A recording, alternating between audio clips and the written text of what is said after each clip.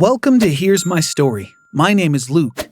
I was in the kitchen with a flashlight experimenting with a new recipe. Suddenly, the kitchen light switched on. Phillip, my stepdad, appeared, looking furious. "I told you not to cook!" he shouted. I said nervously, "I'm just experimenting." Phillip shook his head and growled. "Are you kidding me? Boys have better things to do than messing around in the kitchen."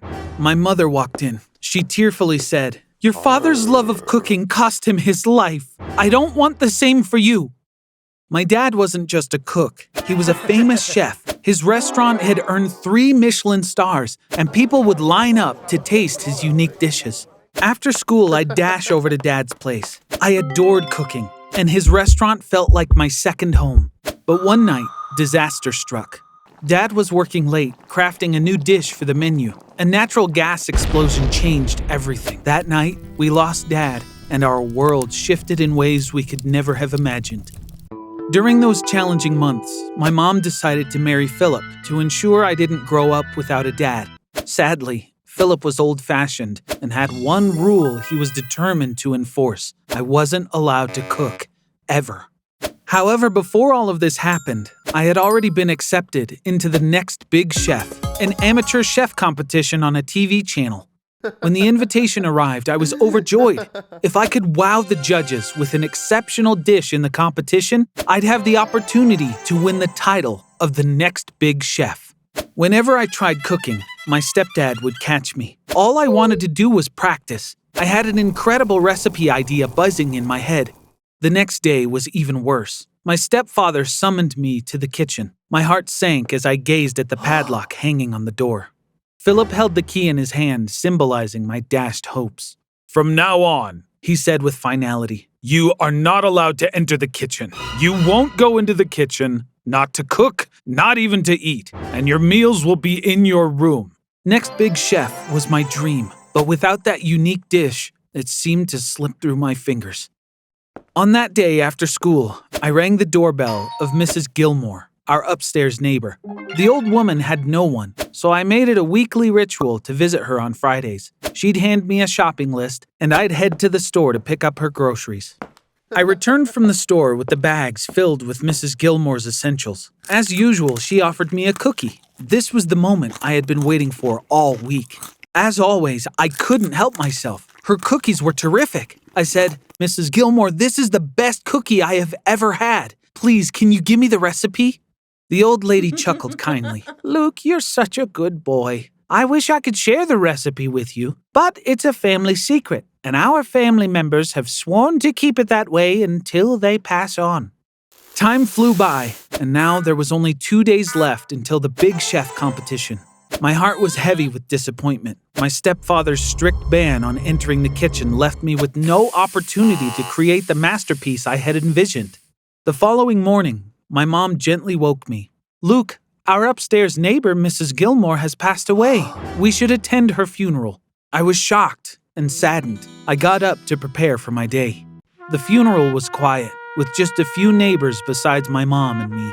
It turned out that Mrs. Gilmore didn't have any family left.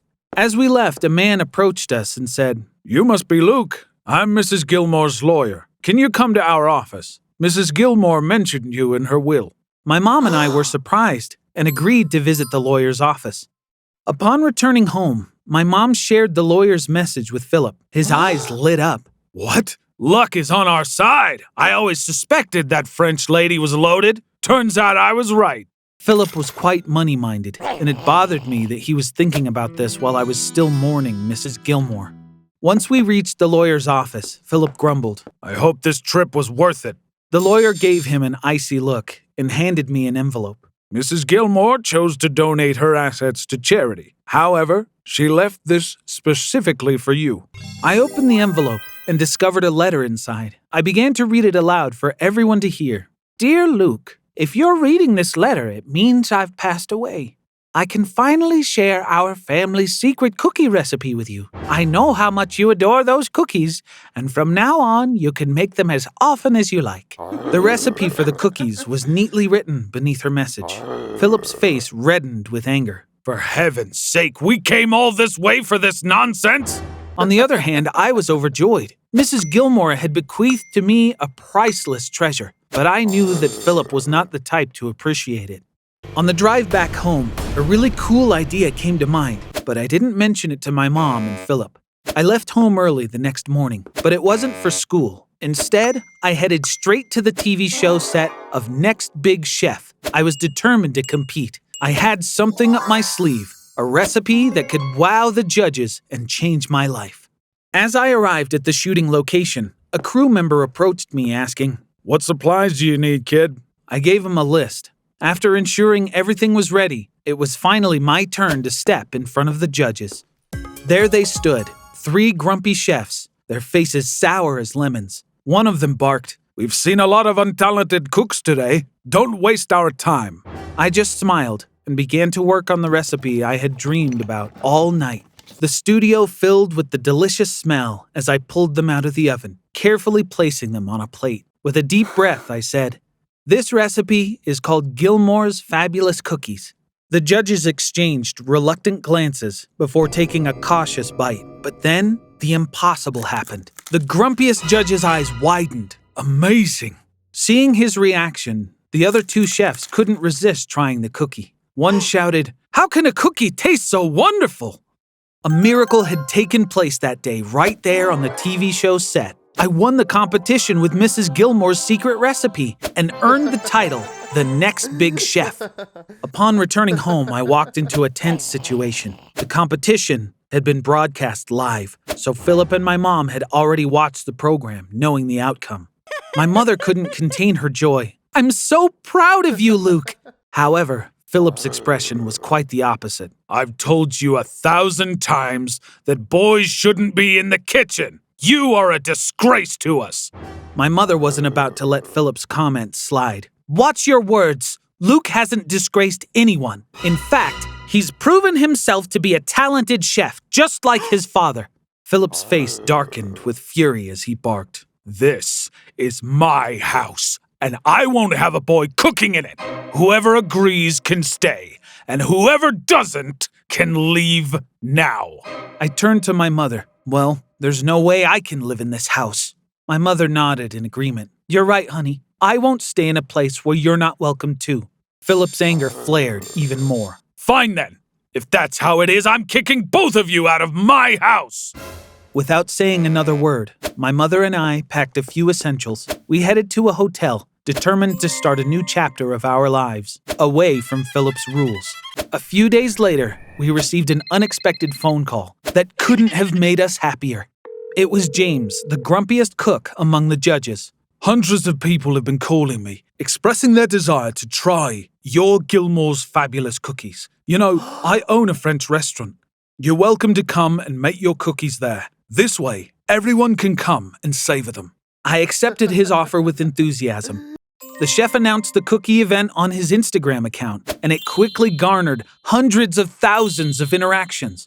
Hundreds of people gathered in front of the restaurant the following day, excited to try Gilmore's Fabulous Cookies. I spent the entire day baking, trying to meet the demand. That evening, James approached me. "How would you like to open a joint cookie shop with me? It seems like your cookies could make us both rich." This was an incredible offer.